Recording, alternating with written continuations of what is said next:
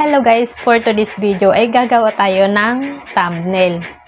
Sa mga hindi pa po nakakaalam, para saan ang thumbnail? Guys, ang thumbnail ay ito po yung nilalagyan natin ng title para sa ating mga videos. Para kung sakali mayroong pupunta sa ating channel or titingin sa ating mga videos, alam na nila kung ano ang mga laman ng ating mga videos dahil mayroong nakalagay na thumbnail.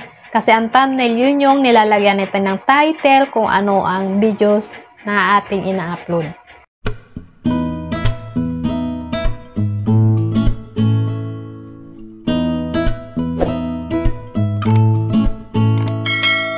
Ngayon guys, nandito na tayo sa screen ng ating cellphone. Kung gusto mo pang gumamit ng background na para sa ating thumbnail, kung wala ka pa pong background, punta lang tayo sa ating Google.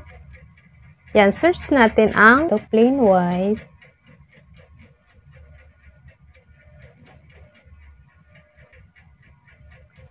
Yan, hanap lang tayo. Yan, ito sa akin. I-press lang natin siya. Tapos lalabas yung download image ito. Ayan. Ayan na siya. Nagda-download na siya. Ngayon punta na tayo sa ating CapCut. Ayan. Ang gagamitin ko pa gawa ng thumbnail ay CapCut. Ayan. Punta na tayo dito. Pindutin natin itong new project. Pindutin natin itong photos. Kuhanin natin yung dinownload natin na background na white. Ayan. Tanggalan natin yung watermark ng CapCut. Pindutin natin to ratio. 16 by 9. Press natin siya. Tapos, adjust natin siya. Ayan. Ngayon, pindutin natin tong overlay. Add tayo ng picture. Tapos, punta tayo sa cutout. Itong cutout. Tanggalin natin ang background. Ayan. Ayan. Ayan.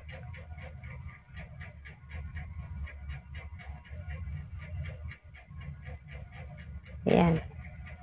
Tapos, mayroon akong video kanina na inano. Ayan.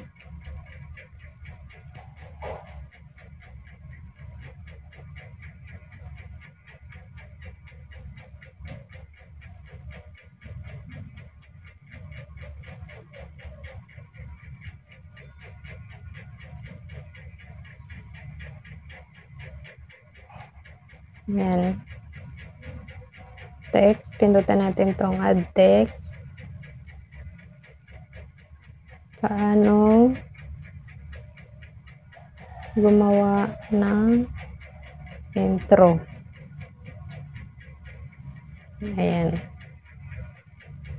Hanap tayo ng font.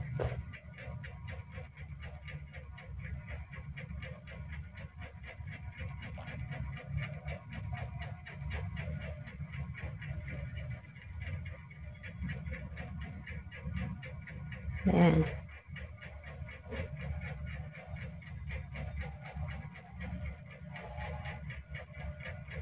Tapos, baguhin natin yung style niya. Tapos, punta tayo sa stroke. Ayan. Para naman may dating ang kanyang ano.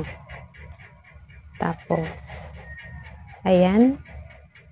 Add text ulit. Paano gumawa ng intro? Gamit ang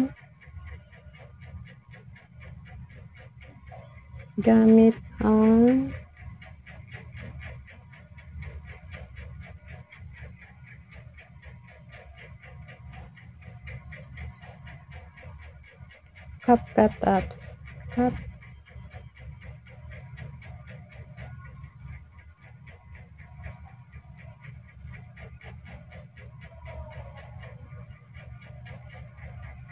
Yan.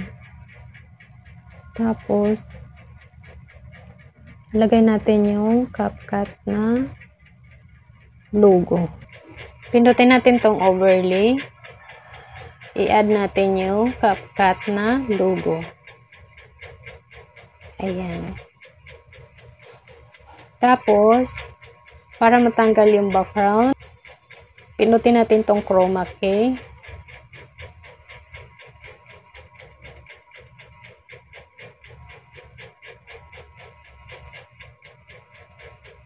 Ayan. Ayun yung CapCut. Tapos, back tayo dito. Balik tayo dito sa, ayan.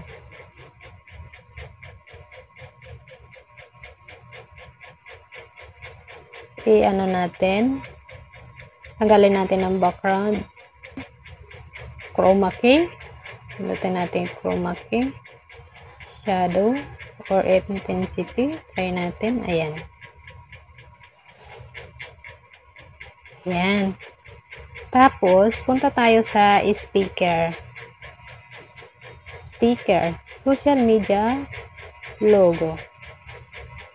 Social media logo.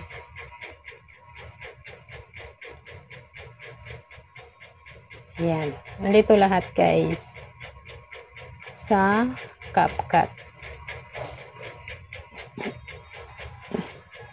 Ayan. Liitan natin. Ayan.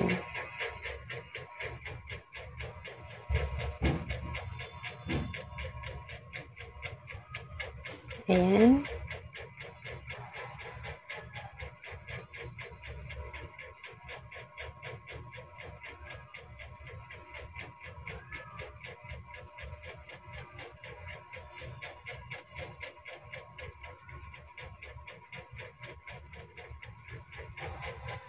Ayan. Okay na. Ito, liitan natin siya kaunti. Ayan.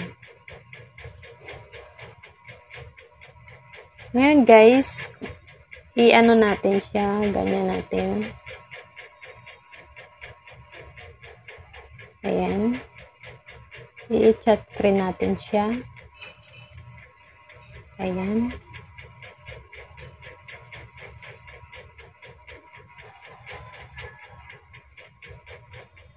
Ayan.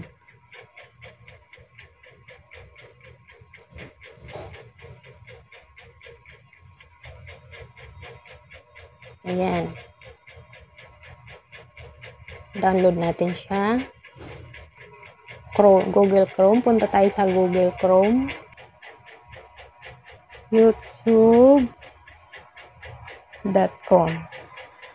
Paano maglagay ng thumbnail sa YouTube video natin? Ayan, nandito na tayo sa ating channel. Pindutin natin tong YouTube Studio. Nandito na tayo sa dashboard. Punta tayo sa content natin. Ito, yung bago kong in-upload na video, lagyan natin ng thumbnail. Ayan. Pindutin natin tong lapis. At pindutin ulit natin tong lapis. Ayan, nakita nitong custom thumbnail. Pindutin natin tong custom thumbnail. Ayan. Ito yung ginawa natin. Thumbnail. Ayan. Done. I-done natin. Ayan. Ayan, guys. Nandito na siya sa ating Ayan. I-save natin siya.